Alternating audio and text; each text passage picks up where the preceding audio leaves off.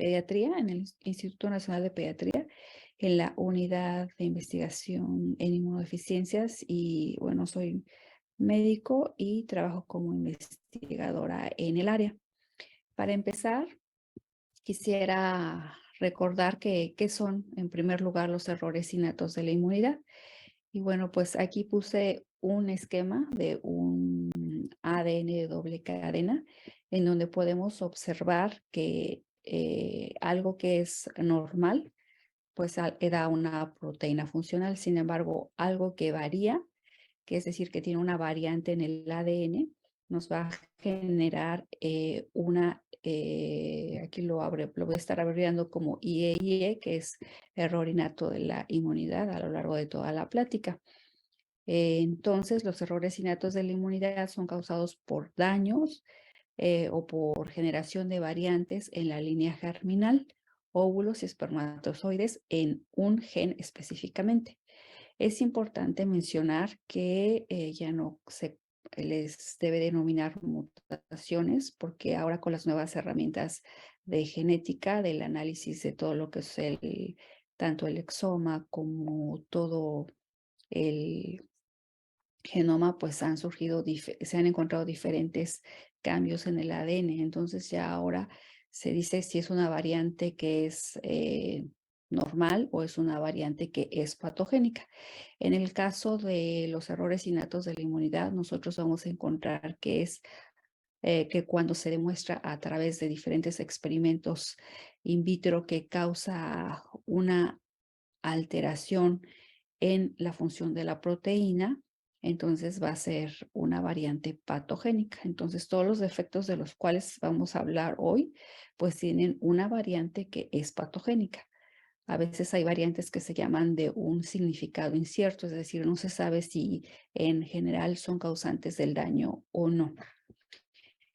Y bueno, entonces aquí para que recuerden que las variantes de las que vamos a hablar van a estar en el espermatozoide y en el óvulo y van a finalmente van a estar presentes en un sujeto.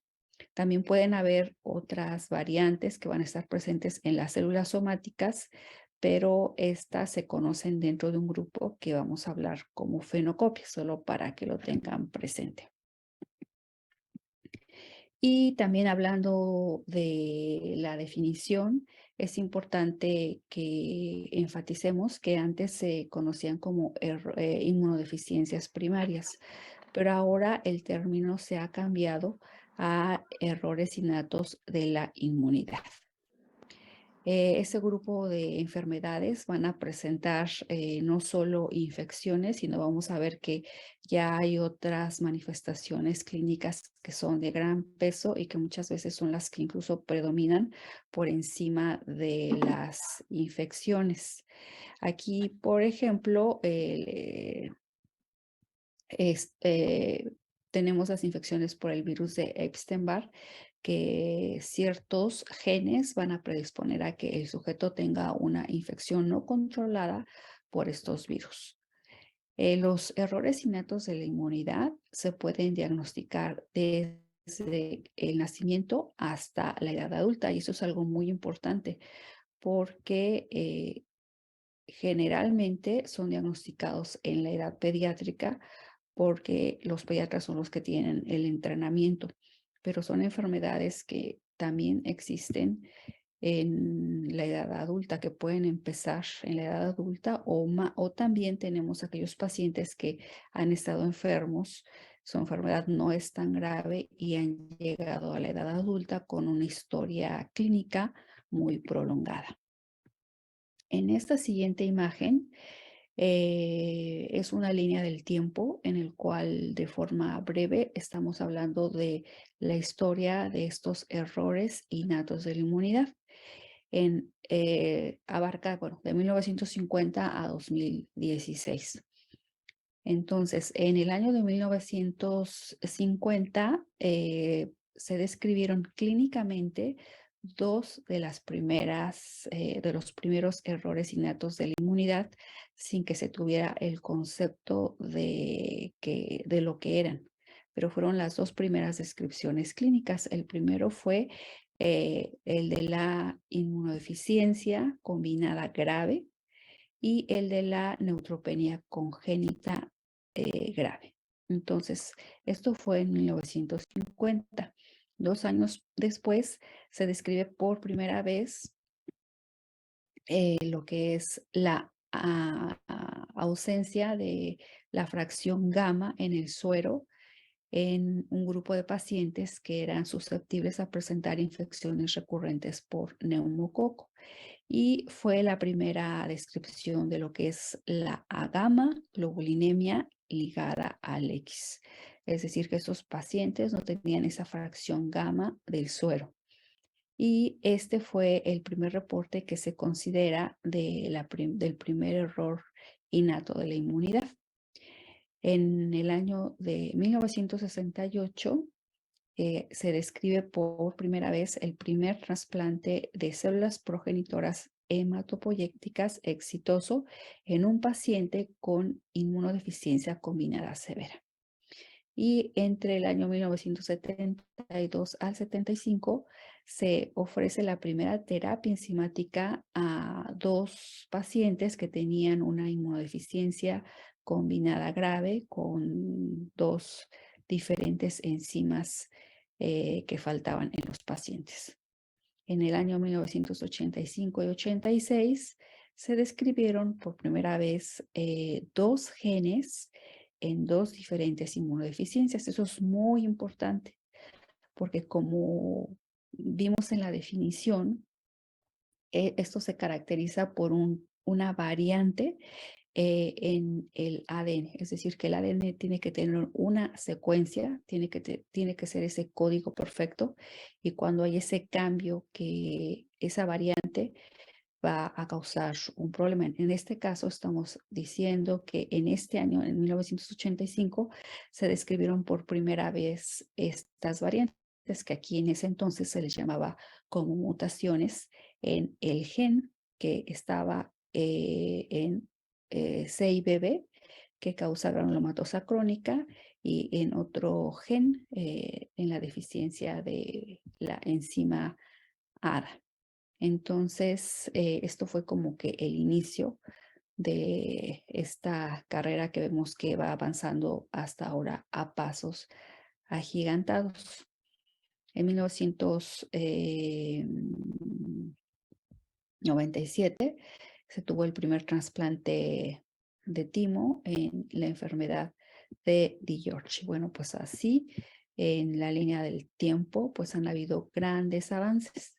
Entonces, quiero decirles que nuevamente vamos a hablar de variantes genéticas, ya no vamos a hablar de mutaciones, sino que las variantes genéticas van a causar enfermedades a alterar el producto del gen codificado, en este caso de una proteína. ¿Qué va a pasar? Pues que ahora esa proteína va a perder su función o la va a tener reducida, y por tanto nosotros vamos a hablar ya de que va a ser una función que va a ser nula o que va a ser hipomórfica, o bien que la proteína va a adquirir una función superior a la que tenía. Es decir, que su función va a estar incrementada. Por eso ahora ya se habla de variantes patogénicas que van a tener como consecuencia una ganancia de función, y que se abrevia como GOF por las siglas en inglés, Gain of Function, o Lost of Function. Entonces, hay otra, en esta última clasificación que se hizo en este año de los errores innatos de la inmunidad, hay, además de esto que está escrito aquí en esta diapositiva, hay un cambio que se produce, que la proteína adquiere una función totalmente diferente. Y entonces, bueno, pues esa es otra de las consecuencias de que haya una variante patogénica. Aquí solamente quiero mostrar este árbol genealógico en el cual estamos observando estas variantes que se detectan a través de los electroferogramas, y finalmente van a generar un cambio a nivel de la proteína. En este caso, por ejemplo, Aquí estoy señalando que hay un cambio de una glicina por una arginina y todo esto pues es un trabajo exhaustivo científico el poder demostrar tanto in vitro en modelos humanos como en modelos de ratones, poder demostrar que este cambio nos lleva a una enfermedad. Las variantes genéticas, esos cambios que decimos que se presentan y que son anormales, pueden ser monoalélicas o bialélicas.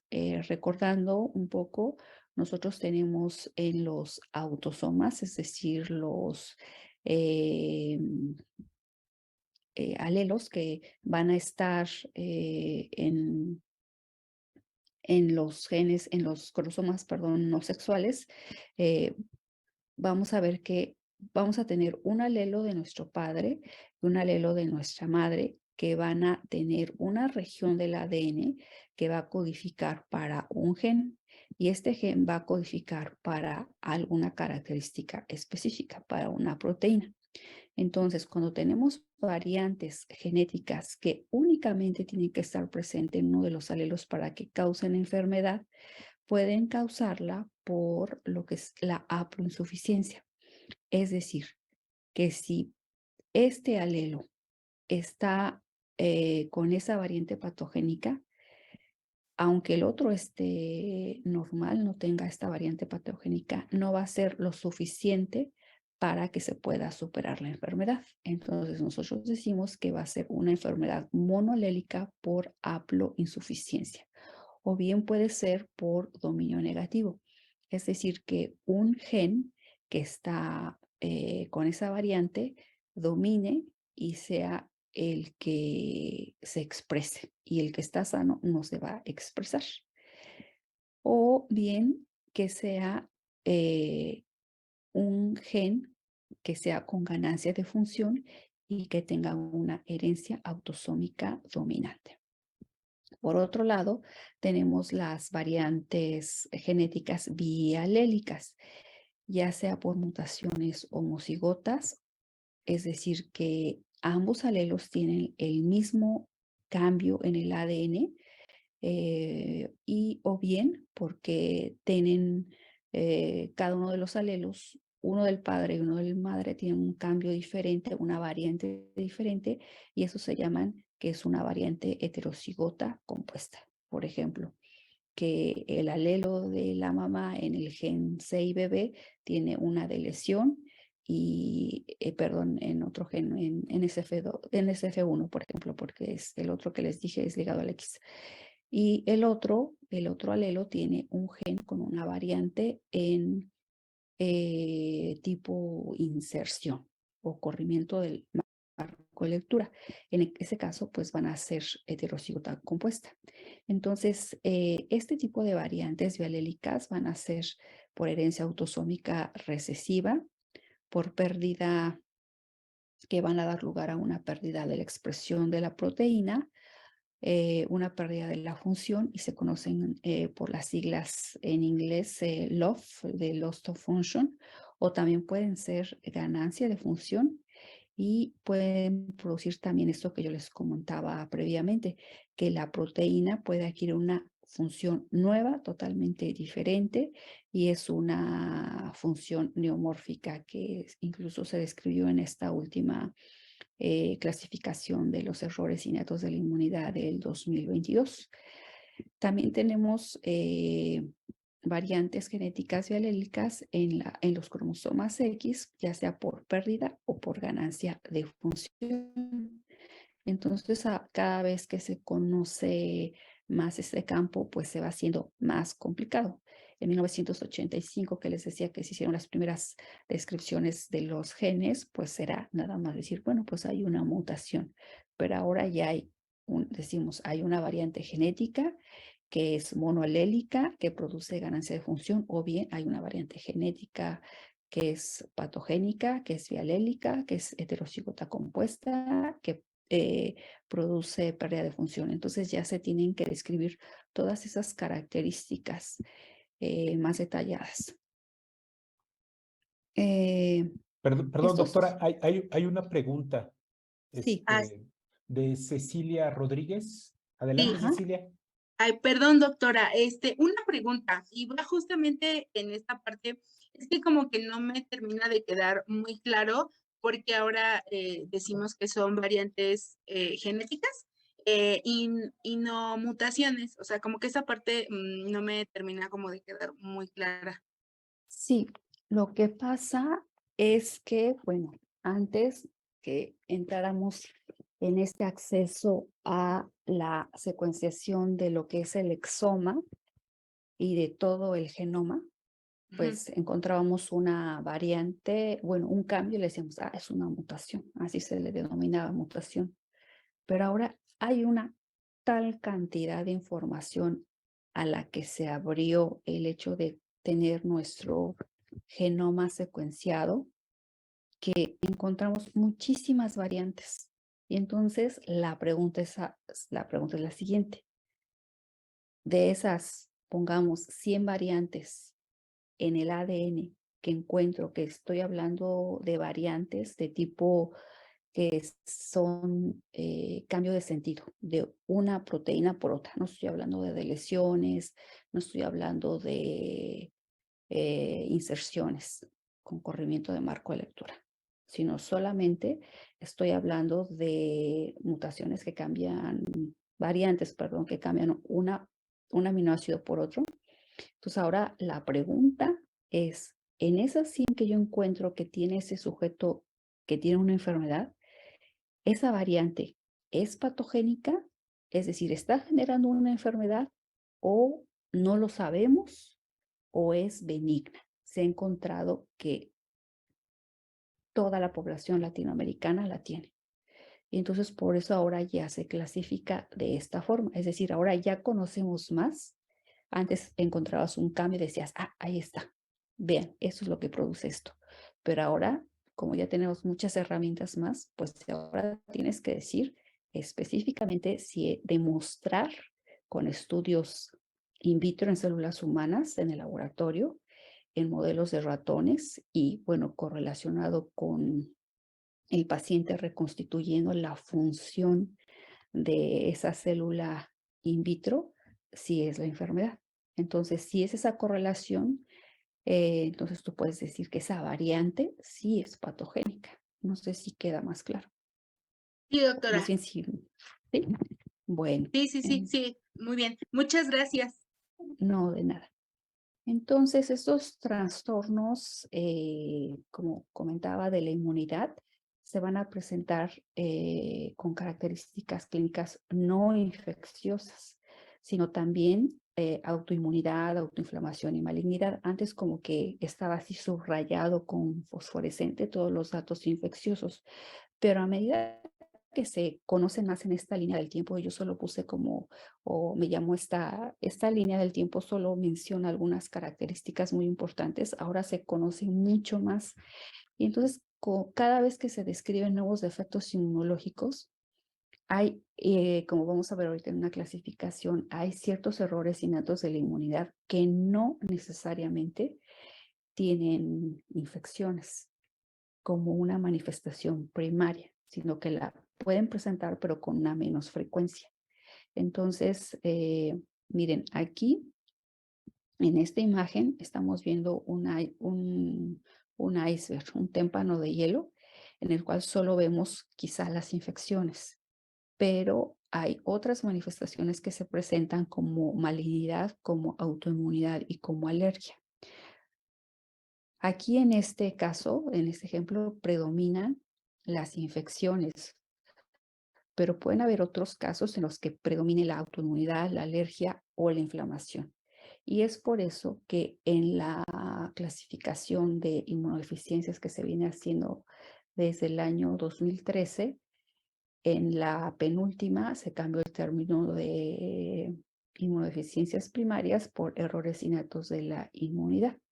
Y entonces el nombre pues ya no quedaba porque en realidad, como hablé previamente, hay ganancia de función en algunas variantes patogénicas. Entonces, pues ya hablar de una deficiencia ya no cuadraba tanto en el nombre, sino que era más bien una ganancia de función.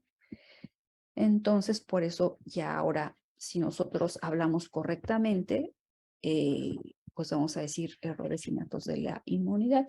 Si nosotros decimos inmunodeficiencias primarias, pues se entiende, pero pues nos estamos quedando cortos con el nombre. Entonces, recapitulando, estos errores de la inmunidad van a presentar susceptibilidad a infecciones, autoinmunidad, enfermedades autoinflamatorias, alergias, insuficiencia de médula ósea y o malignidad. Entonces, nuevamente, quédense con esta imagen de este pastel en el cual están las diferentes manifestaciones de los errores innatos de la inmunidad. Se ha tratado de ver clínicamente qué manifestaciones nos van a predisponer más, bueno, más bien que nos pueden predecir si hay un error innato de la inmunidad.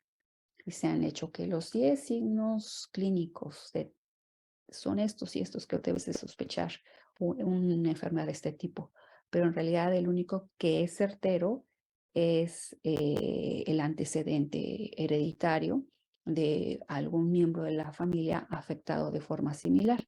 Quizá que no tengamos el diagnóstico, pero por ejemplo, supimos que falleció en la infancia por una infección severa o falleció en la infancia por una causa desconocida. Es importante entonces hacer un árbol genealógico, y una de las cosas que nosotros debemos de hacer si estamos sospechando en esto, pues no olvidar hacer una historia clínica completa y que no pase por alto preguntar si hubo un fallecimiento en alguno de los miembros de la familia en una etapa temprana.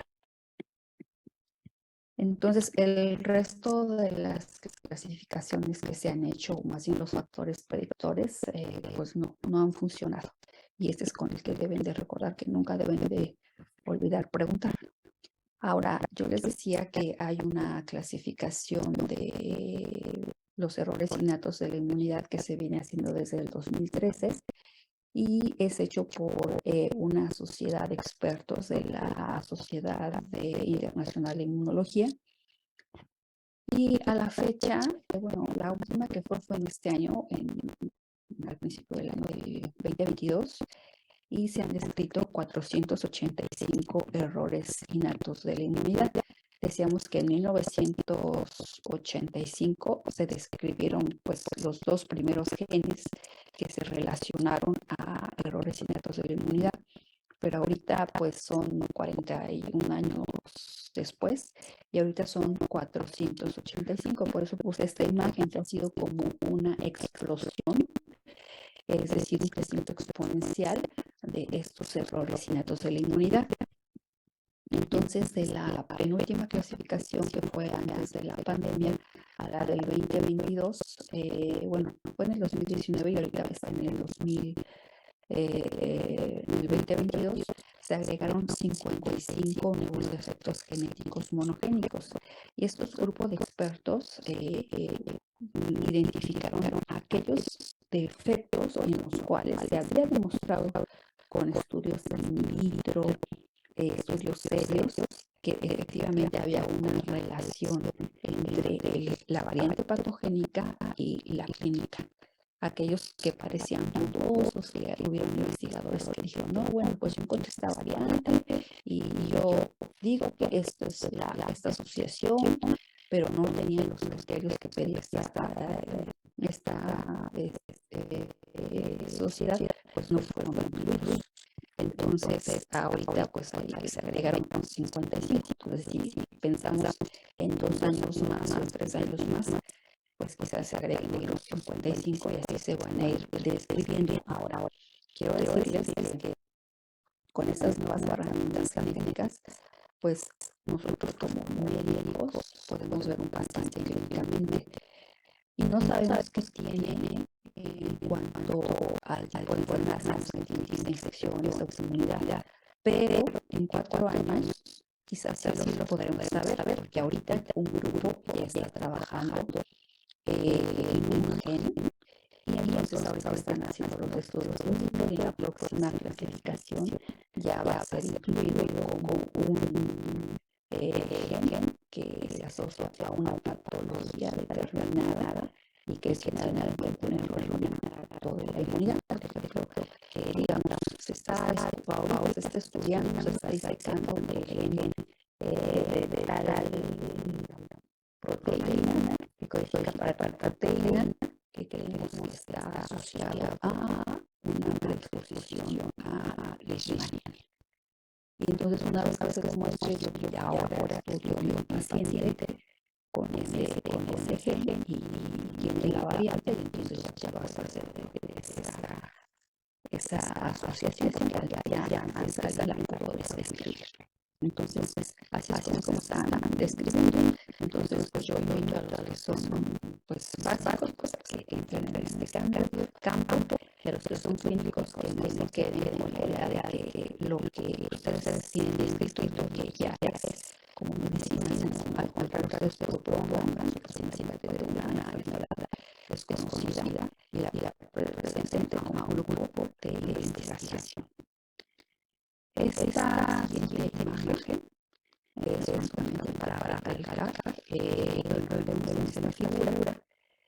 En la parte de abajo se ven el número de estas enfermedades, ven cómo están clasificadas, como deficiencia de alimentos, síndrome falla en la médula o la que ahora pasa más adelante. Pero vean, entonces aquí ven los diferentes colores de rectángulo que hay dividido. Podemos ver el número de los defectos que hay en cada grupo. Aquí son 9, pero en realidad ya son 10. Pero quédense con esta imagen y ahora vamos a ver la parte superior. En el eje de las X vamos a ver la línea de tiempo.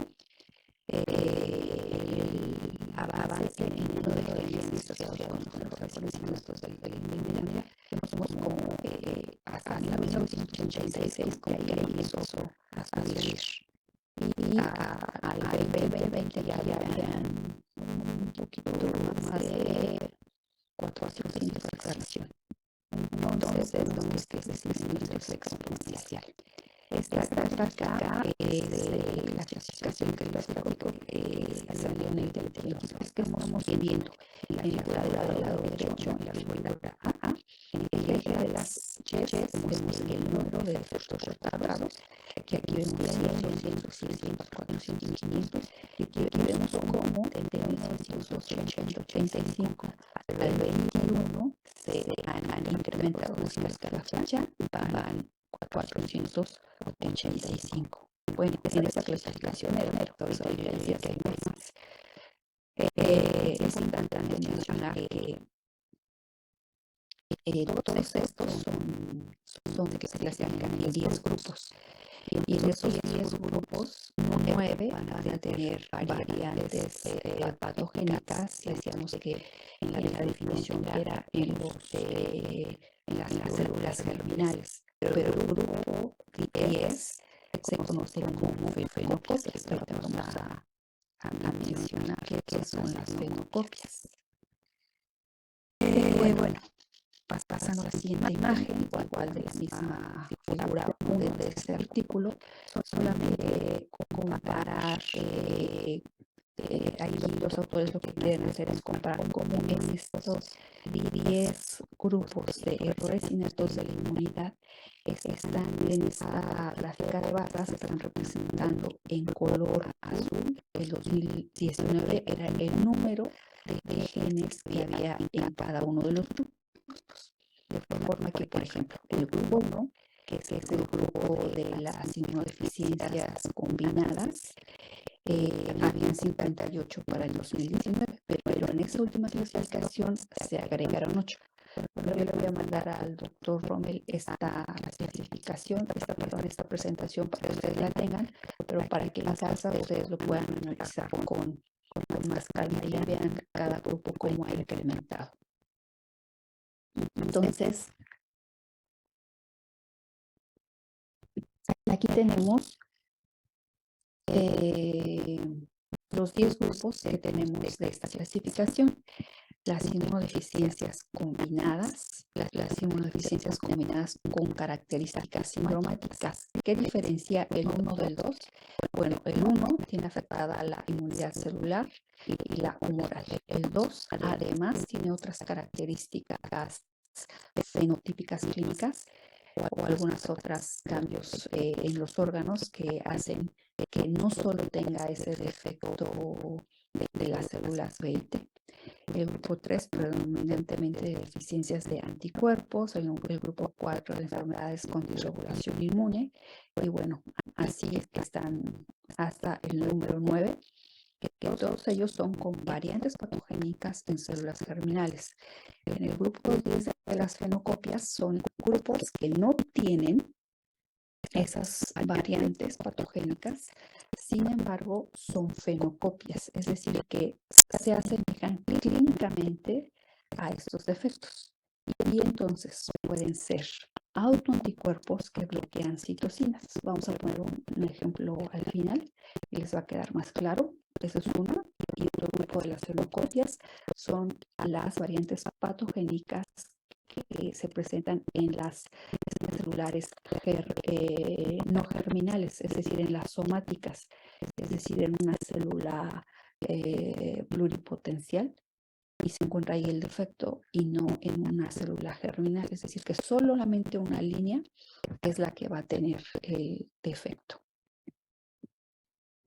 Entonces, solo vamos a poner algunos ejemplos porque pues 485 defectos, pues eso ni siquiera en la especialidad de los que hacen inmunología clínica se puede abarcar todo esto en un curso.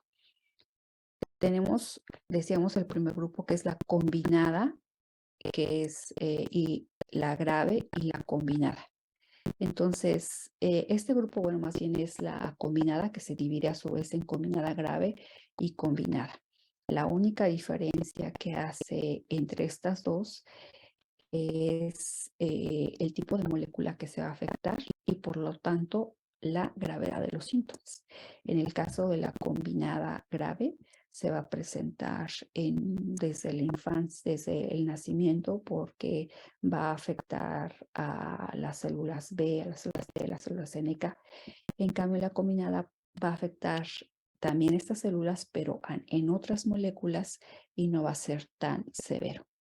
De forma que estos defectos van a ser pacientes que son susceptibles a virus, bacterias, hongos oportunistas y desde la edad temprana van a presentar infecciones severas. Al final les voy a mostrar un estudio en el cual lo hicieron no me acuerdo si en China o en Arabia Saudita, en donde tomaron un grupo de pacientes que tenían sepsis en una edad temprana y entonces demostraron, este estudio fue reciente, que en este grupo de edad tenían varios defectos de la inmunidad.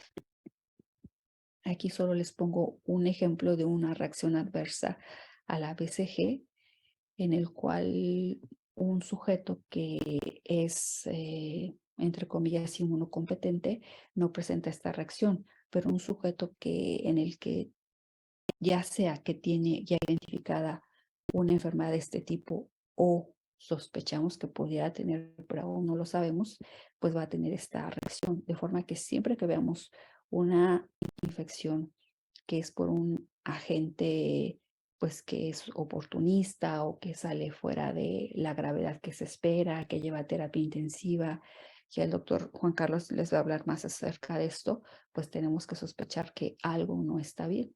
Es decir, que la forma en la que se desarrolla la infección también nos debe hacer pensar en sospechar un defecto de este tipo. Ahora, en esta otra imagen, yo les estoy poniendo la clasificación del 2019 porque la última no hicieron estos cuadros tan bonitos que estamos exponiendo aquí ahorita. La hicieron solo una tabla y estos son muy didácticos. Y bueno, pues ya aquí solo lo que quiero ejemplificar no nos vamos a detener a analizar todos estos defectos, sino que hay en el grupo 1, que son las combinadas, es decir, que afectan tanto a las células T como B, pues van a ser aquellas que sean las graves o severas en el primer grupo de azul que estamos viendo aquí, o las que son las combinadas, que no son no graves, o sea, no se les llama no graves, pero son solamente combinadas y entendemos que no son tan severas. Entonces, como podemos ver aquí en la primera parte azul, hay unos genes que se afectan y en el segundo, que es rosa, se afectan otros genes. Es decir, que el lugar o la proteína más bien que esté afectada es lo que finalmente va a determinar si se presenta en una etapa muy temprana de la vida o en una infancia más tardía o quizá en una infancia temprana pero con una menor severidad. Aquí, por ejemplo, les pongo solo la deficiencia de CD8, que va a ser una inmunodeficiencia del tipo combinada, es decir, no grave, y los pacientes van a iniciar en la infancia, van a tener susceptibilidad a Pseudomonas aeruginosa y Haemophilus influenzae, y pues se va a deber a que hay una deficiencia de la molécula CD8. Ahora, cada vez que se están encontrando más defectos, pues vamos a ampliar la descripción de la enfermedad. Por ejemplo, si se están haciendo más diagnósticos de CD8 a nivel mundial, entonces pues ya se van a hacer más reportes de casos de esta enfermedad y finalmente alguien va a analizar todos sus reportes de casos, van a decir, miren, los CD8 no solo presentan susceptibilidad a estos dos agentes, sino presentan estos dos y además presentan estos y estos y estos otros síntomas. De forma que hay una descripción inicial, pero eso no limita a que los síntomas tengan que ser necesariamente esos. Vamos a ver ahora el otro grupo que vamos a ver, que mencionamos, por mencionar un ejemplo, es aquellos pacientes que tienen afectada la inmunidad humoral, tienen afectados predominantemente la producción de anticuerpos. Digo predominantemente, es decir, que pueden tener otros efectos además de, pero lo que predomina en esa clasificación es que el defecto está a nivel de la producción de anticuerpos. Uno de los defectos es la ausencia de la enzima BTK, en la cual hay una falta de producción de inmunoglobulinas porque esta IgM, que es un receptor que sirve para la señalización y el cambio de isotipo de las diferentes inmunoglobulinas, no está presente. Entonces, el paciente no va a presentar inmunoglobulinas, solo va a tener las maternas, pero en cuanto se le acaben las maternas, que eso empieza a los 6 meses, después de los 6 meses, va a empezar a presentar esta carencia y como va a estar expuesto a agentes infecciosos, como todos estamos expuestos, pues va a presentar síntomas. En esta figura lo podemos ver. Entonces, vean, aquí tenemos en esta imagen, en el eje de las X vemos la edad. Representa la edad 0, que nace el niño. 6 meses, 12 meses. Y aquí tenemos los niveles de las inmunoglobulinas en el eje de las Y. Entonces vemos cómo en amarillo está representado la IgG materna y vamos a ver cómo caen ese nivel y justo a los 6 meses se espera que suba el nivel de la IgG que produce el niño. Pero como este pequeño tiene un defecto en esta producción, pues no lo va a producir y van a empezar aquí los síntomas clínicos justo aquí.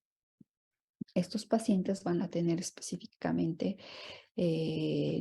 infecciones por encapsulados y van a ser más infecciones a nivel de las vías aéreas superiores e inferiores, de forma que pues tienen infecciones por encapsulados y estas que mencionábamos, y así es como uno puede ir sospechando.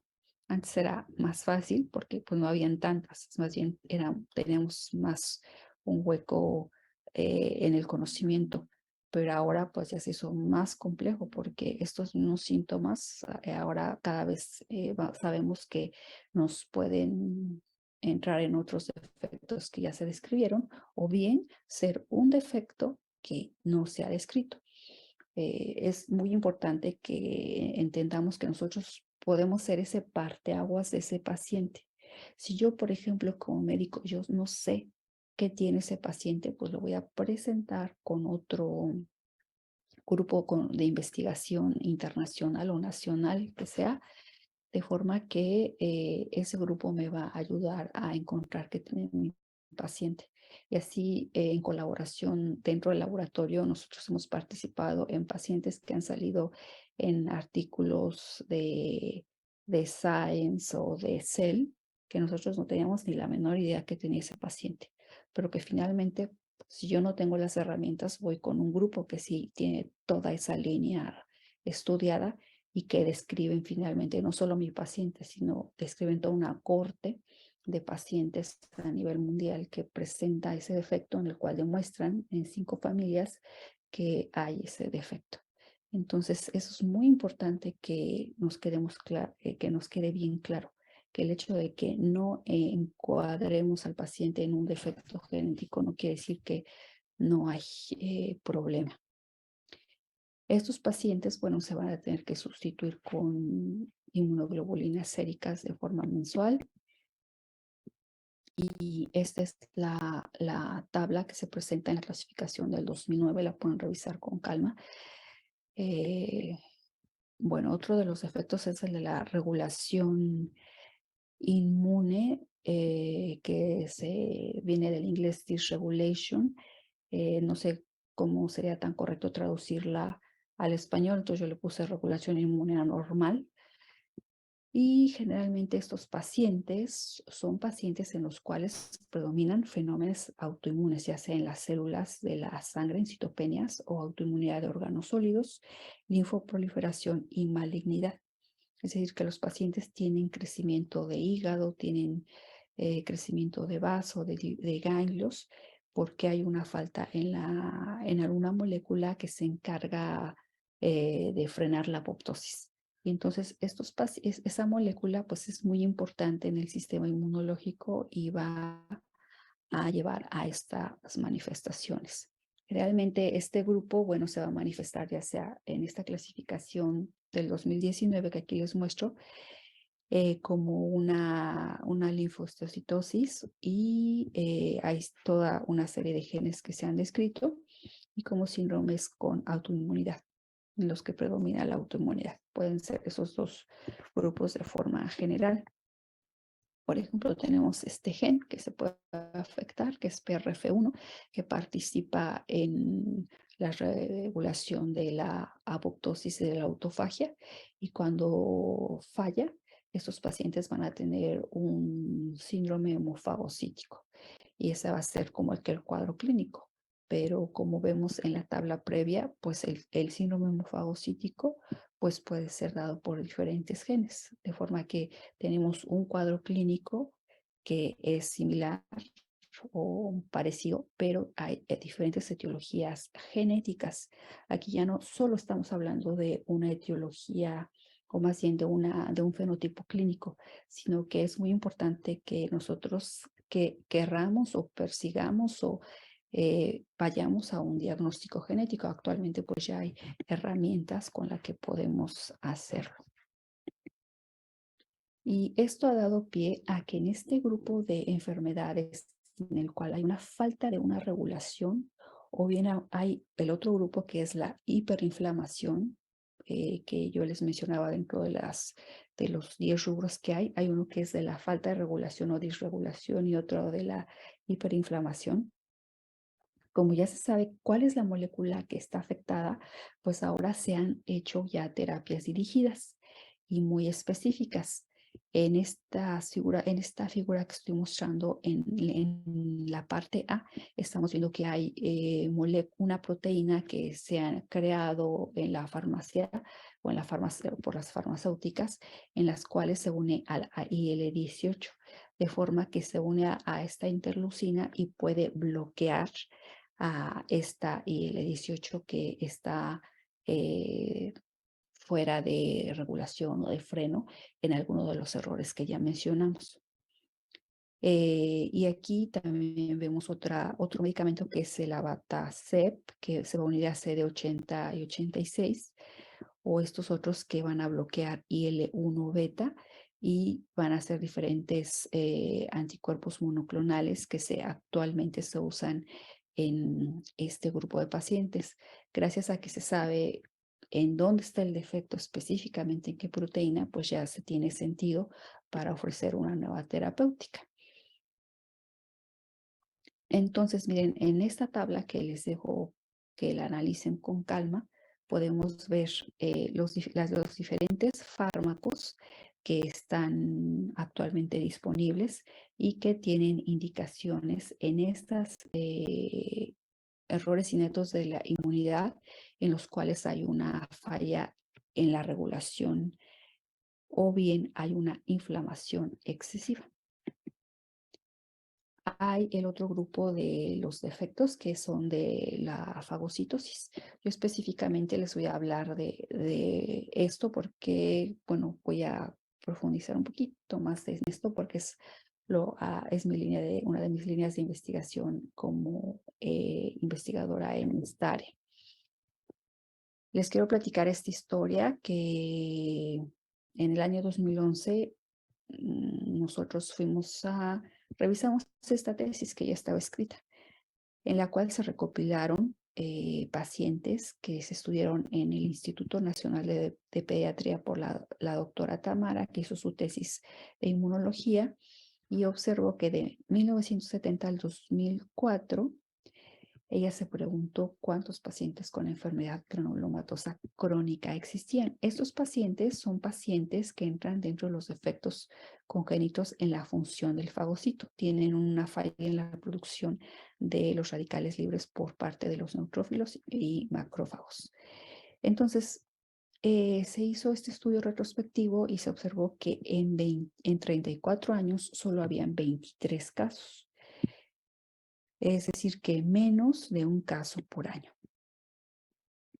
Nosotros empezamos este estudio en el 2011, estableciendo una prueba de tamizaje que ofrecimos a diferentes grupos de clínicos a nivel nacional, y les voy a platicar qué pasó a raíz de eso. Lo que hicimos es que la prueba que hacemos mide peróxido de hidrógeno, y hicimos una serie de pláticas, no solo para diagnosticar esta enfermedad, sino en general todos los errores innatos de la inmunidad. Entonces, lo que hacíamos es que dábamos esas pláticas y entonces ya el médico nos escribía que él creía que tenía un defecto de estos que habíamos expuesto en dicha conferencia. Nos mandaban la muestra por paquete, nos mandan, porque todavía lo siguen haciendo, por paquetería de diferentes ciudades de México, bueno, de la República Mexicana, y nosotros hacíamos esa medición y detectábamos si tenía o no el defecto. Más o menos en 3 días ya teníamos el resultado.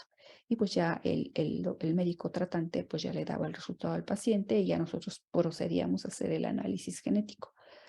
Nosotros hacíamos como que primero el estudio funcional y posteriormente pues ya con calma el análisis genético. Y de esto nosotros, fíjense, del 2011 al 2019, en 8 años pudimos encontrar más bien 93 casos que publicamos. De forma que yo les decía que previamente estaban descritos muy pocos casos. ¿Por qué? Porque esto lo que nos refleja es que hay una falta de información para detectar este grupo de enfermedades. Hay una falta de herramienta diagnóstica para, una vez que yo lo sospecho, quizá no tengo la herramienta para diagnosticarlo en mi lugar de origen, en donde estoy trabajando. Y bueno, esto es una de las cosas que nos mostró este estudio que les voy a platicar. Solo les voy a platicar algunas cosas interesantes que encontramos en estos 93 pacientes. Encontramos que los pacientes tienen esta enfermedad, les da susceptibilidad a infecciones, eso ya lo sabíamos. Pero además, estos pacientes tenían manifestaciones inflamatorias autoinmunes que ni siquiera a veces estaban como explicar como detectadas por los médicos, sino en el expediente clínico habían datos de que el paciente tenía una enfermedad autoinmune o una inflamación, o habían biopsias que sugerían inflamación granulomatosa, pero que no se lograba consolidar un síntoma inflamatorio. Hoy por hoy ya se sabe que esta enfermedad recientemente se ha descrito que es una enfermedad inflamatoria, además de infecciosa. Entonces, esto nosotros lo pudimos documentar y actuar en consecuencia. Algo que nos sorprendió es que nuestros pacientes de México pues, no tenían detectada una inflamación tipo Crohn, y es una manifestación que es muy frecuente en este grupo de enfermedades a nivel internacional, más o menos un 50%. Entonces lo que hicimos es que fuimos y vimos, dijimos, bueno, ¿por qué hay tan poco que está pasando? Bueno, vamos a trabajar con los expedientes del Instituto Nacional de Pediatría, que son a los que tenemos acceso, no con los de los 93 pacientes. Y lo que nos dimos cuenta es que más bien los síntomas ahí estaban, pero no se lograba hacer una integración de decir el paciente tiene una enfermedad inflamatoria intestinal, tenía datos sugestivos de enfermedad tipo Crohn, pero no se lograba aterrizar el problema en la clínica. Eso fue un tema de tesis de una de mis alumnas de Hiromi Onuma. Y bueno, con eso nosotros dijimos, pues ahora tenemos que hacer algo para que los médicos sepan que esta enfermedad no solo es infecciosa. Hicimos una revisión en español para que tuvieran acceso a los médicos que tratan en estos pacientes y que pues tuvieran acceso a este conocimiento. Otra de las cosas que observamos es que los pacientes hacen reacciones de la vacuna de BCG a edad muy temprana, y es la primera manifestación en muchos casos y muchas veces se pasa por alto. Es decir, que el paciente tiene una infección diseminada por la BCG y ningún médico le toma importancia. Uno de los mensajes que yo quiero que se lleven es que si ustedes tienen un paciente con una infección por BCG, ya sea diseminada o local, sí o sí tienen que descartar un error innato de la inmunidad. No se pueden quedar con que, pues, vamos a ver qué pasa, sino que yo tengo que buscar a ver quién me puede ayudar a tener si el paciente no tiene un problema de este tipo del que estamos hablando. Esta foto que estoy aquí marcando con el puntero es de una paciente que tuvo una infección local y que finalmente tuvo una variante patogénica en un gen que se llama NSF2, que es un tipo de granulomatosa. Y esta otra foto es de una reacción diseminada. Aquí la podemos ver en el antebrazo y en el brazo a nivel de piel, pero además estuvo en pulmón y en hueso. De forma que ambos pacientes tuvieron un defecto de este tipo del que estamos hablando. Específicamente estoy hablando de enfermedad granulomatosa crónica, pero los pacientes pueden tener otro tipo de efecto, como son la enfermedad combinada grave de la que hablamos. Y eso también nos dio pie a hacer una revisión en español para que los médicos pues de Latinoamérica, porque ya sabemos que esto no se presenta en países en donde no se aplica esta vacuna, como Europa o Estados Unidos, tuvieran acceso a esta información. De forma que, pues lógico, se entiende que esto se reporta en países en donde se aplica esta vacuna. Otra situación que encontramos en los pacientes es que tienen susceptibilidad a tuberculosis pulmonar y diseminada. De forma que otro de los mensajes que yo quiero que se lleven, chicos, es que pacientes con tuberculosis tenemos que buscarle un defecto genético y no pensar que tiene tuberculosis porque tiene desnutrición, porque tiene algún falta de tal o cual elemento nutricio, no sé. Hay tantos argumentos que médicamente podemos decir que hay, pero realmente eso de verdad que ya quedó atrás. Si nosotros tenemos ahora este conocimiento, nosotros tenemos que buscar un defecto. Y si no lo encontramos, ¿qué vamos a hacer? Vamos a contactar a alguien que sepa y que nos pueda ayudar.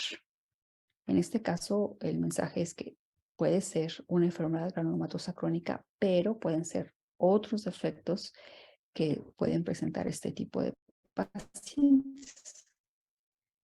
Uno de nuestros pacientes que tenemos dentro de esta corte, 93 pacientes, hizo una tuberculosis por Mycobacterium tuberculosis y fue diseminada a nivel pulmonar, a nivel intestinal. De hecho, tuvo perforación intestinal y llegó a terapia intensiva. Y aquí en esta siguiente diapositiva quiero resaltar la imagen B, en el cual hemos observado que los pacientes tienen esos síntomas inflamatorios de los cuales hablábamos, y ahora se sabe que esta enfermedad tiene una alteración en la inflamación debido a que los radicales libres tienen una función regulatoria en la inflamación.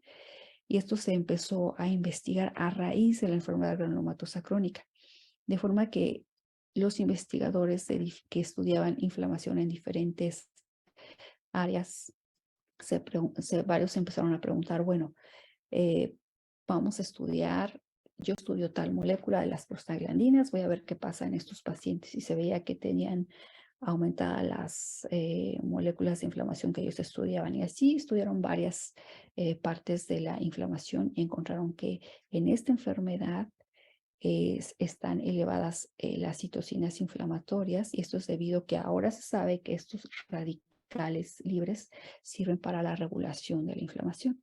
Entonces, es por esto que es muy importante que nosotros entendamos que al conocer estas enfermedades, irlas describiendo clínicamente, se puede hacer también aportaciones a la investigación básica. De ahí puede salir una pregunta de investigación. Este mensaje es para los que son clínicos, que en aquellos pacientes que tengan varones, que sean varones, que tengan una infección por BCG, que tengan además una adenitis infecciosa, una neumonía, deben de sospechar este tipo de infecciones. Bueno, aquí solo comentarles que hoy por hoy la prueba que a nivel internacional y que nosotros hemos corroborado que tiene mayores ventajas para el diagnóstico de esta técnica es la medición de peróxido de hidrógeno a través de la oxidación de dihidrorodamina.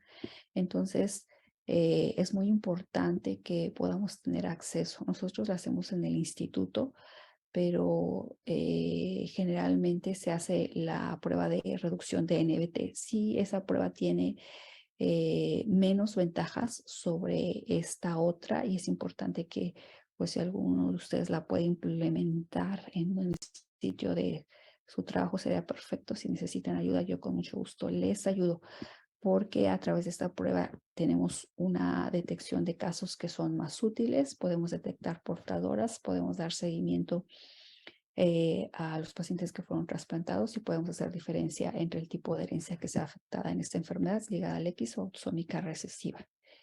Y esa es una también de nuestras tareas, promover que diferentes centros médicos tengan a las herramientas para poder hacer el diagnóstico de estas enfermedades.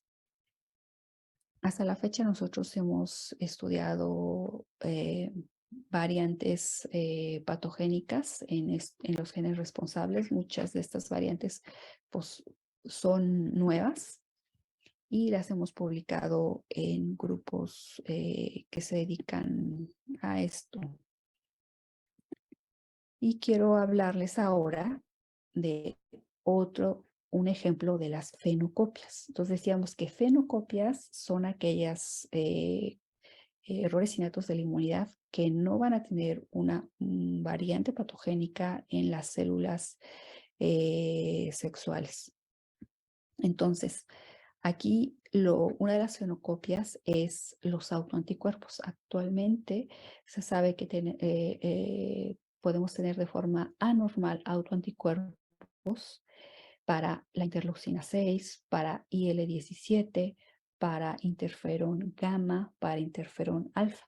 De hecho, en esta pandemia del COVID se estudiaron aquellos pacientes que tenían infecciones por COVID que estaban con una gravedad mayor y se pudo detectar que tenían autoanticuerpos contra los interferones de tipo 1. Entonces, esto es lo que se llama una fenocopia. Es decir, que esto simula a algunas de los errores innatos de la inmunidad que afectan moléculas que participan en la eliminación de virus.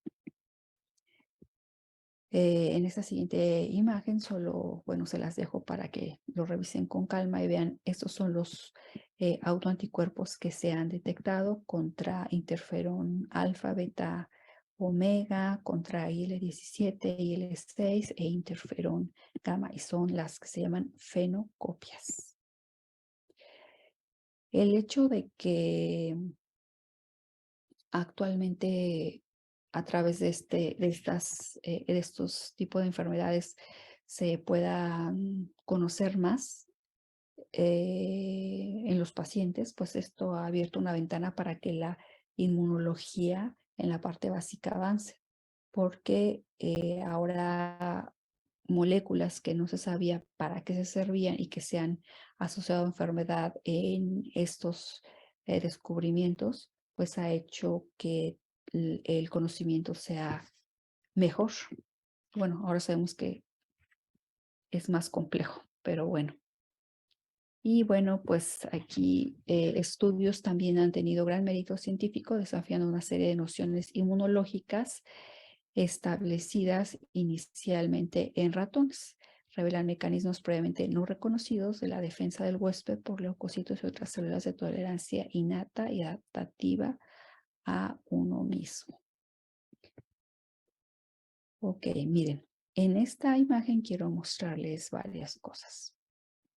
Esto era como que antes y esta otra parte después. Antes, el concepto de error innato de inmunidad, decíamos, bueno, pues es un error innato de inmunidad, es aquel paciente que tiene susceptibilidad a bacterias, hongos, virus. Pero ahora tenemos efectos en el cual solo los pacientes pueden tener susceptibilidad a un solo agente. Por ejemplo, solo tienen susceptibilidad a virus de Epstein-Barr o solo tienen susceptibilidad a micobacterias o solo tienen susceptibilidad a salmonela, ni una otra bacteria. Entonces, esto ha cambiado de forma que este paradigma se ha roto. Por otro lado, lo que ya había comentado inicialmente, que la hiperinflamación y la autoinmunidad son otra clasificación de las inmunodeficiencias. Podemos tener pacientes solo con inflamación y son errores innatos de la inmunidad. Por otro lado, tenemos que se tenía el concepto de que solo las células hematopoyéticas podrían o estaban afectadas en este tipo de errores, pero ahora se sabe que no, que esas enfermedades no solo pueden tener afectada estas células hematopoyéticas, porque resulta de que esa proteína que se afecta o que se cambia, que puede ser hipomórfica o con ganancia de función, no solo se encuentra en las células hematopoyéticas, sino que se encuentra en otro tipo de células y eso también hace que se afecten otros órganos. Y ahora el diagnóstico no solo se basa en anormalidades clínicas e inmunológicas, ¿no? Que digamos, pues tiene anormal la cuenta de CD4, CD8, sino que ahora ya tenemos que un gen puede causarnos la enfermedad. O sea, nada más con demostrar que una variante es patogénica y que ya fue escrita, podemos darle explicación a esta enfermedad. Y de hecho tenemos que un solo gen que se afecta puede dar diferentes fenotipos. Por ejemplo, tenemos el gen de STAT1 que nos puede dar ganancia de función y nos puede dar una hiperinflamación y autoinmunidad. O puede ser pérdida de función y nos va a dar una susceptibilidad a infecciones por micobacterias y virus. Por eso nos dice que un gen nos puede dar varias fenocopias y muchos genes un fenotipo. Claro, hablábamos en el grupo 1 que los pacientes se manifiestan como una inmunodeficiencia combinada grave, se infectan por hongos, virus desde etapa muy temprana y es un solo fenotipo. Y bueno, ahora el tratamiento era antes solamente pues terapias de soporte y ahora pues ya va dirigido a lo que es la terapia génica, al trasplante de células progenitoras hematopoyéticas y las terapias que mencionábamos en los síndromes inflamatorios y autoinmunes.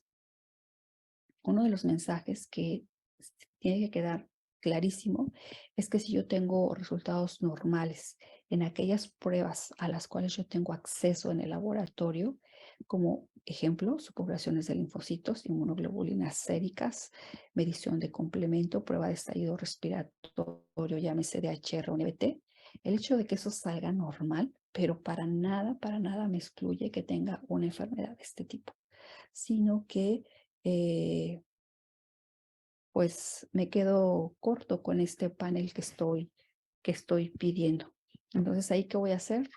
Pedir ayuda a alguien nacional que yo encuentre en PubMed que se dedica a esto o alguien internacional. La idea es que no nos quedemos con que porque esto salió normal, ya excluyo que tengo un error innato de la inmunidad. Fíjense ahora, esto es lo que se hace. Esto es lo que se hacía antes. Y esto es lo que, o más bien, lo que se hacía antes y que se sigue haciendo.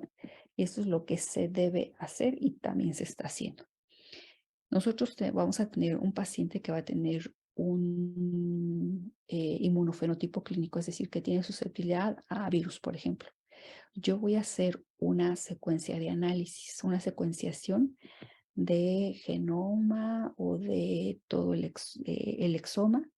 Y entonces se va a hacer ese análisis y de ahí van a salir las variantes que pueden ser candidatas a explicar la enfermedad. Y voy a ahí poder determinar si es patogénica o no es patogénica. Esto pues va a necesitar que requiera una validación funcional, es decir, que yo in vitro en el laboratorio con las células del paciente tengo que demostrar que este gen que estoy sospechando y que afecta a la función de la proteína es lo que me causa este problema. Y tengo que determinar si es pérdida de la función o ganancia de la función. Aquí yo estoy hablando a nivel de un laboratorio de investigación, pero esto es lo que se está haciendo actualmente y una de las cosas a las que se tiene acceso es a paneles de genes. Actualmente ya hay compañías que por un precio totalmente razonable nos da acceso a lo que son los paneles de genes de inmunodeficiencias. Por ejemplo, te secuencian un poquito más de 400 genes por, no sé, 8,000 pesos. Y entonces nosotros ahora estamos yéndonos del gen a la proteína. Estamos viendo que aquí hay una variante y esa variante es lo que está causando un problema en la proteína. Esa es ahora la estrategia que se utiliza en los grupos de investigación. Es importante que nos quede claro que a pesar de que hagan esto los grupos que son líderes en diferentes grupos de errores innatos de la inmunidad, aún hay 60-70% de pacientes que no tienen un diagnóstico molecular. Es decir, que aún queda mucho por estudiar y esos 485 defectos que se conocen, pues no va a quedar ahí, sino que potencialmente se dice que van a haber aproximadamente 3,000. En esta siguiente figura solo quiero recalcar que podemos tener genes que van a estar afectados y que van a tener diferentes tipos de herencia. Por ejemplo, yo les decía, STAT1 puede ser un gen que se afecta con herencia autosómica recesiva y nos va a dar un fenotipo clínico que da susceptibilidad a tuberculosis y infecciones virales. Pero por otro lado, nos puede dar una ganancia de función y se hereda de forma autosómica dominante. Y esto es lo que se integró en la última clasificación y la penúltima, en donde ya se hace énfasis de que tienes que describir si es ganancia, si es pérdida, diferentes características, porque ya se sabe que un gen puede dar dos diferentes fenotipos clínicos y puede tener diferentes tipos de herencia.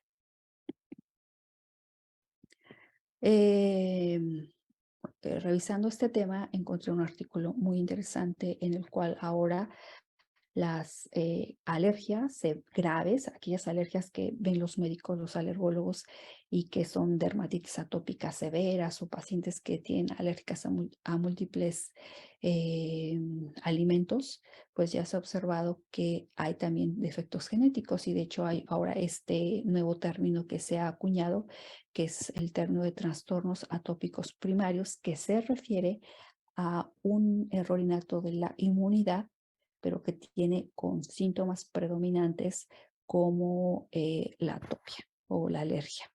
Entonces es importante también que sepan, si hay aquí alergólogos específicamente, pues que en esos casos graves ustedes tienen que buscar este tipo de efectos ya descritos, o bien contactar a un grupo que se dedique a eso a nivel nacional o internacional y buscar qué pasa ahí. Entonces tenemos que ahora otra de las terapias que ya se puede ofrecer es el trasplante de timo. En México no se hace, pero bueno, es otra de las terapias que están accesibles. Les quiero mostrar ya para terminar, ya voy a terminar, solamente una serie de estudios que muestran el avance que ha tenido este campo. Miren, esta es un pastel que nos muestra la distribución de los diferentes tipos de inmunodeficiencias de los grupos en Latinoamérica. Como podemos ver, aquí solo están agrupados como predominantemente deficiencia de anticuerpos, síndromes con inmunodeficiencia combinada con un síndrome bien definido. Pero si ustedes van a esta cita, no hay defectos genéticos en la mayoría. Y esto fue publicado en el año 2015 por el Grupo Latinoamericano de Inmunodeficiencias, incluyéndose México.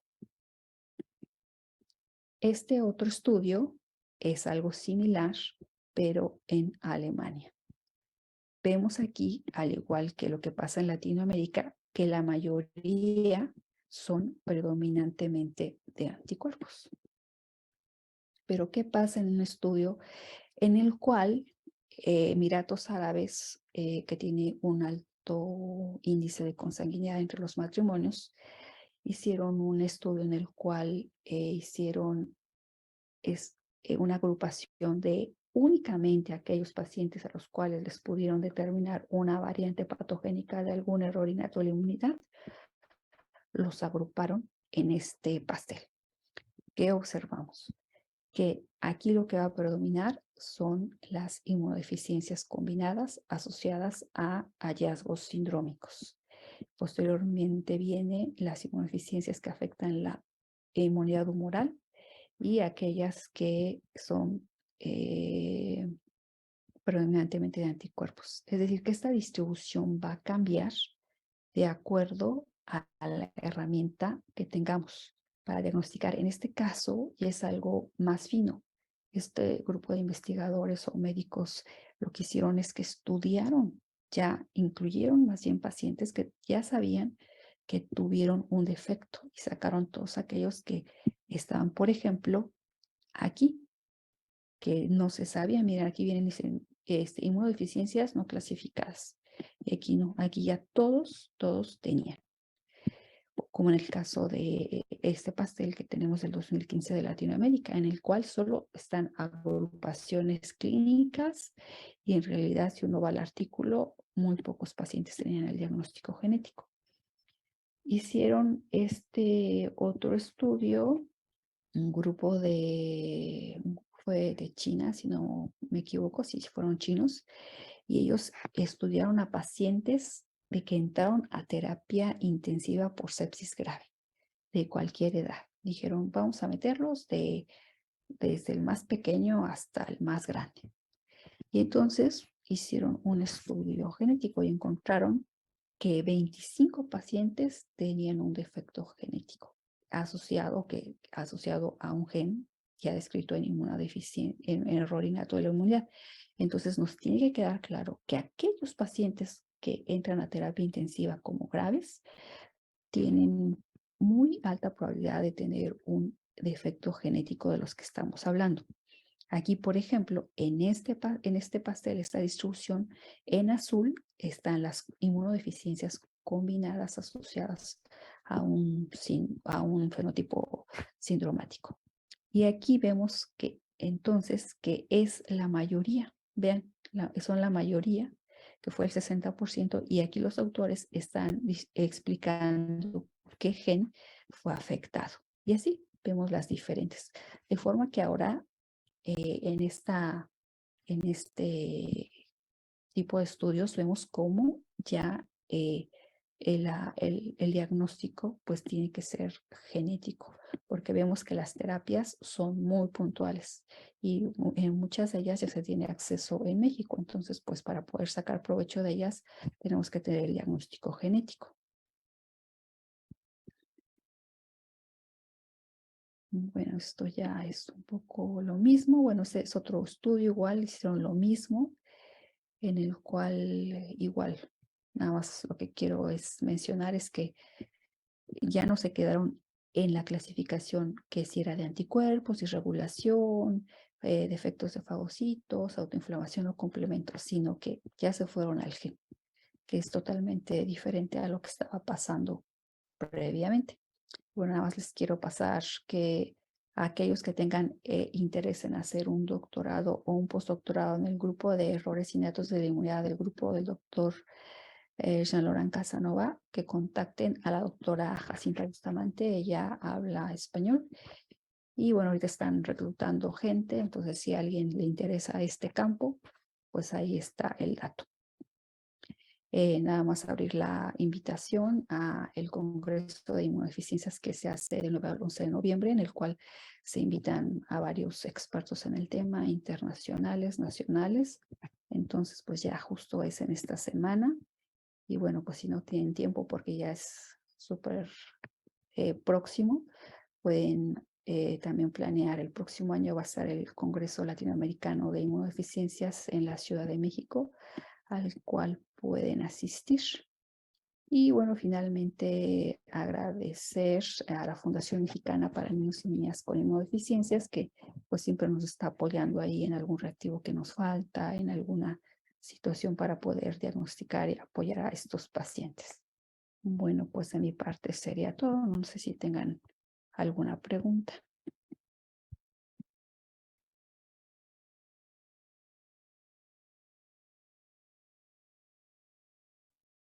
Muchas gracias, Liz, por esta extraordinaria clase, como siempre. Muy Bueno, buena. y jóvenes, tenemos tiempo para preguntas, entonces, adelante, por favor.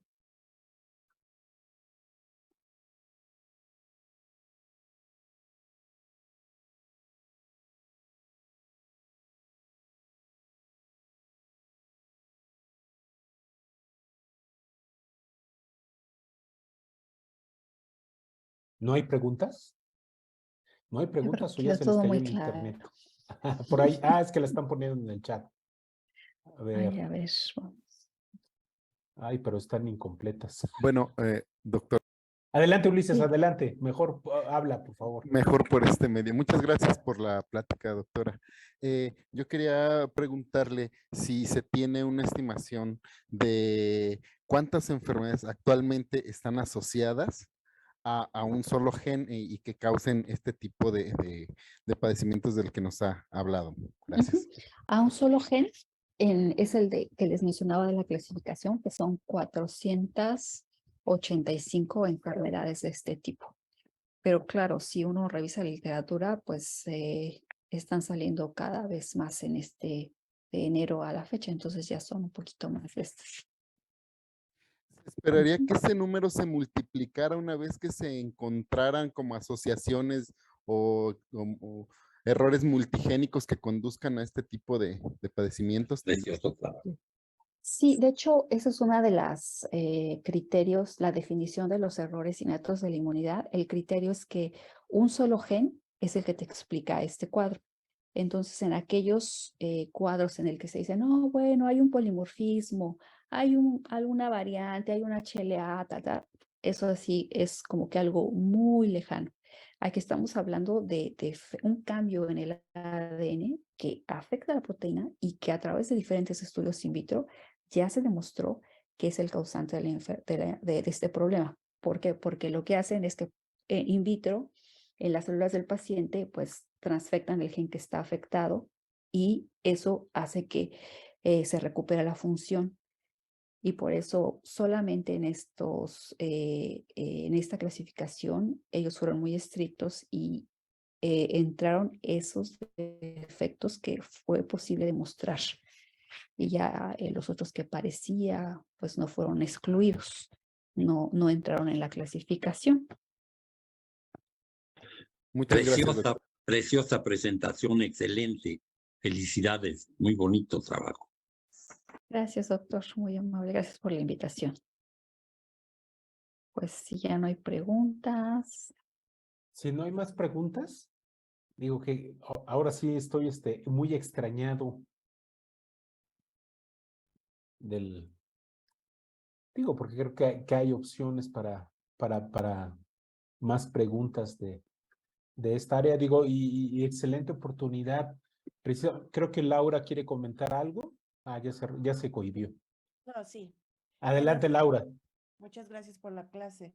Una duda, ¿qué tan accesible está medir las ganancias o pérdidas de función de los genes para pacientes?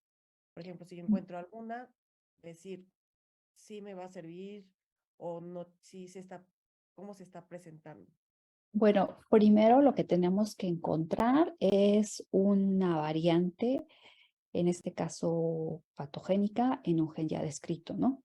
Y para eso sí hay herramientas. Existen varias compañías a nivel internacional. Hay una que está en México que te da acceso a más de 400 genes que te secuencia en las partes codificantes y en la parte del sitio de splicing.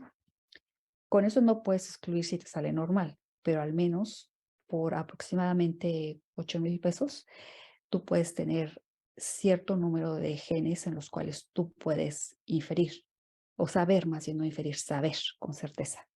Por otro lado, ya esa misma compañía te dice, ok, tienes STAT1, pero lo tienes con esta herencia y eso es con ganancia de función. Y entonces la descripción del gen, del tipo de mutación, ya te dice si es ganancia o pérdida. Eso nosotros ya no nos preocupamos, porque esa determinación es a nivel de un laboratorio de investigación. O sea, ahora un laboratorio de investigación no hace una asociación así como, pues, hay esta variante, yo tengo este paciente. No, tienes que demostrar con estudios in vitro, a veces en ratón, varias cosas y tienes que contestar estas preguntas. ¿Es pérdida de función? ¿Es ganancia de función? Etcétera. Entonces, esa parte es más bien que tienen que contestar los laboratorios. No sé si me expliqué. Sí, muchísimas gracias. Luego aquí veo, dice, 2 preguntas. En México, ¿qué tan frecuente es la deficiencia de cadena gamma común? Bueno, esa pregunta te la va a contestar el doctor Juan Carlos Bustamante, porque él está directamente en la clínica. En su experimento en el instituto, ¿cuál es el abordaje inicial cuando sospechan de un paciente con inmunodeficiencia? Los estudios que solicitan. Mira, bueno, lo que se hace es esto que viste en la diapositiva, que son las poblaciones de linfocitos, depende, ¿no?, el cuadro clínico del paciente, pero pueden ser las inmunoglobulinas, lo que es un estallido respiratorio por DHR, poblaciones linfocitarias, pero si con las herramientas que se cuentan es normal, pues si tú ves el precio, pues ya te vas al siguiente paso, que es los paneles de genes. Así es ahora. Ahora ya cambiaron las cosas. ¿Por qué? Porque si empiezas a pedir, ok, bueno, le voy a pedir tal estudio funcional para este defecto. Bueno, no lo hacen en México, voy a mandarlo a Estados Unidos, 10,000 pesos. Y total que tienes el resultado de 10,000 pesos y con esos 10,000 pesos no llegaste, es anormal, pero no llegas a una conclusión.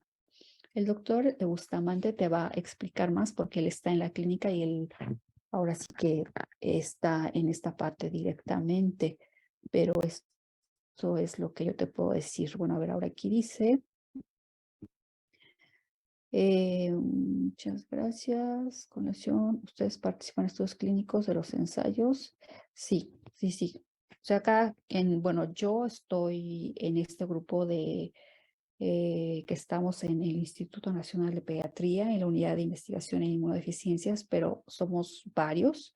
El doctor Juan Carlos forma parte de este grupo, pero cada uno de los compañeros tiene una línea de investigación. Yo específicamente estudio enfermedad granulomatosa crónica y estudio la susceptibilidad a Mendeliana micobacterias, es decir, pacientes que tienen infección por micobacterias atípicas o tuberculosis y busco la etiología genética. Muchas veces con las herramientas que tengo en México, pues me quedo súper corta y pido ayuda al grupo del doctor Casanova y la doctora Jacinta Stephanie Wasson. Son varias personas que están en ese grupo que nos ayudan porque pues no nos vamos a limitar a lo que tenemos en México, sino que tenemos que buscar otras herramientas.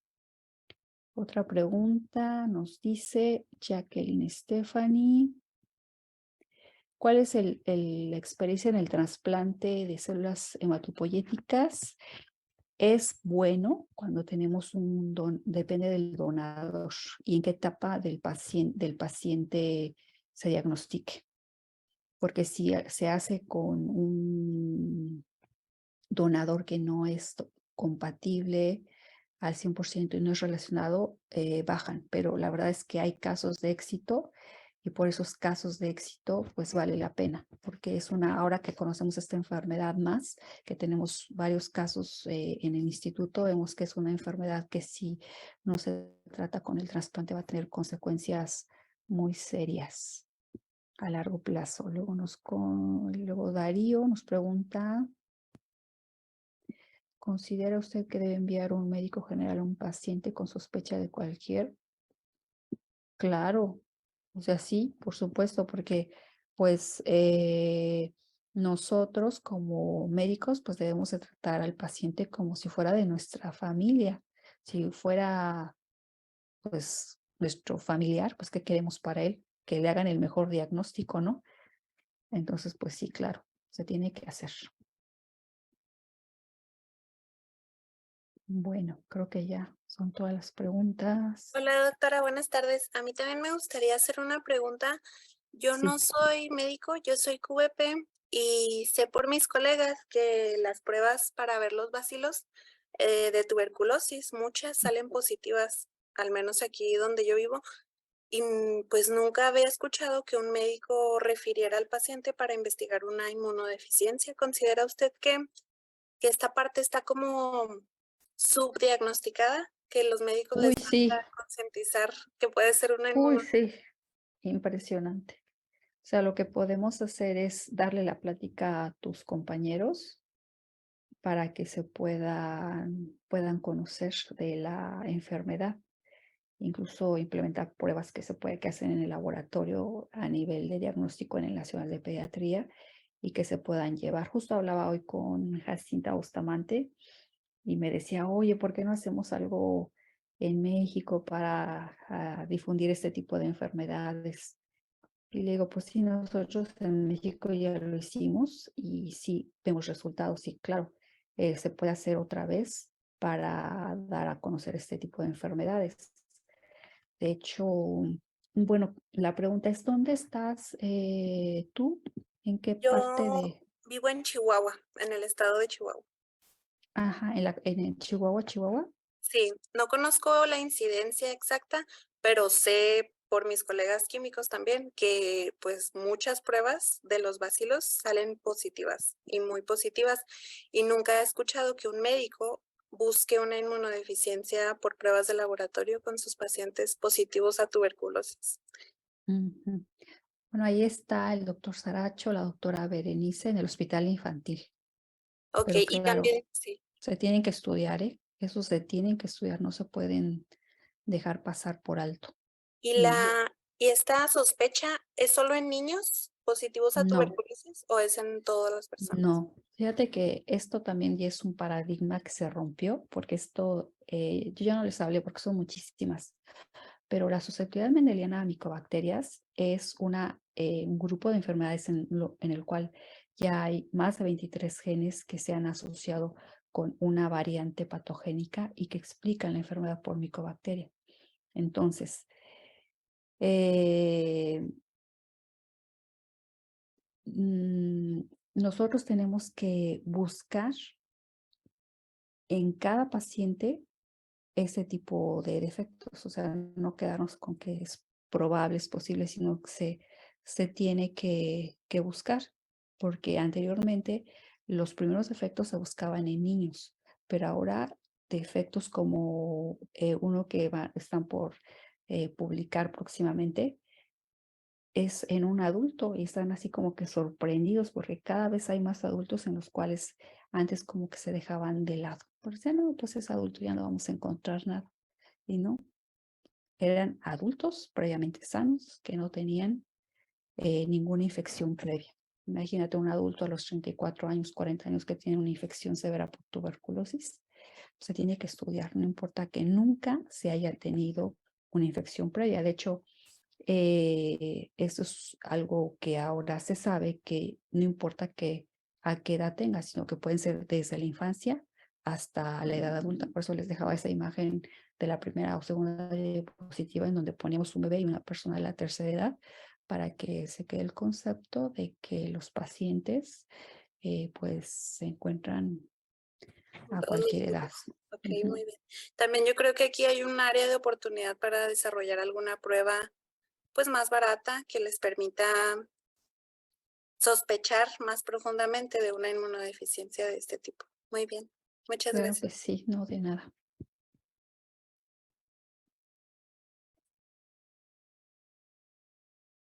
Muy bien, estimada Liz, pues nuevamente te agradecemos, como siempre, tu gentileza, tu amabilidad para presentarnos. No sabía que andabas allá en Francia y que te estamos desmañando por la clase del día de hoy, lo cual No hay reconozco problema. nuevamente el esfuerzo que siempre has hecho para apoyarnos en el posgrado. Un gusto. Muchísimas gracias y de nuevo muchas felicidades por el excelente trabajo que están haciendo en su grupo de trabajo. De Un nada, aplauso. con gusto. Gracias. Bueno, jóvenes, tuvimos una contingencia con nuestro segundo ponente, con el doctor Juan Carlos Bustamante. Me escribió hace unos minutos de que tuvo una emergencia médica que tuvo que atender forzosamente y que no sabe exactamente cuánto tiempo le va a llevar a atender la emergencia.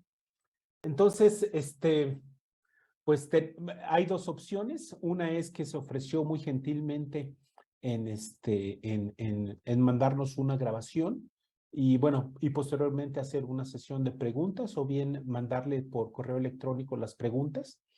Pero ahorita revisando rápidamente en mi biblioteca de las clases, me encontré su clase que nos dio gentilmente el año pasado. Entonces, no va a ser una interacción, entonces no sé si prefieran que la veamos ahorita, prefieran que la suba en la plataforma o esperamos a que nos mande la grabación del doctor Bustamante. ¿Qué opinan? Yo voto porque se suba la que se tiene mientras el doctor no pudiera mandar la actualizada. Ok, a ver cuántos levantan la mano como Ulises y piensan como Ulises.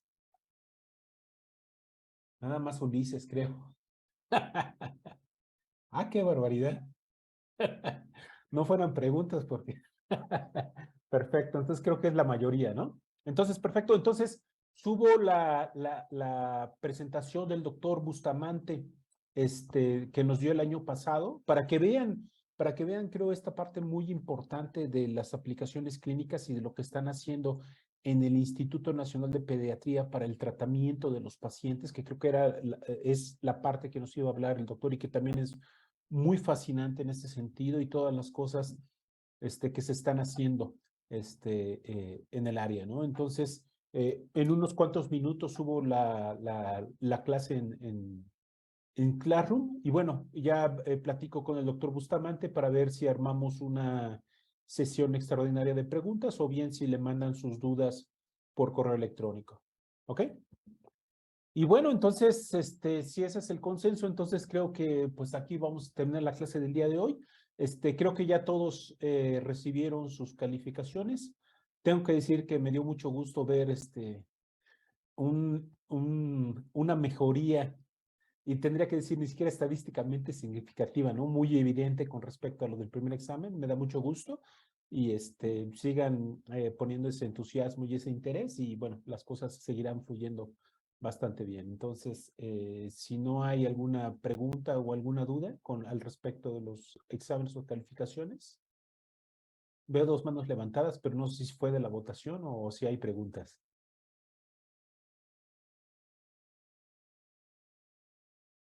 Yo creo que fue de la votación.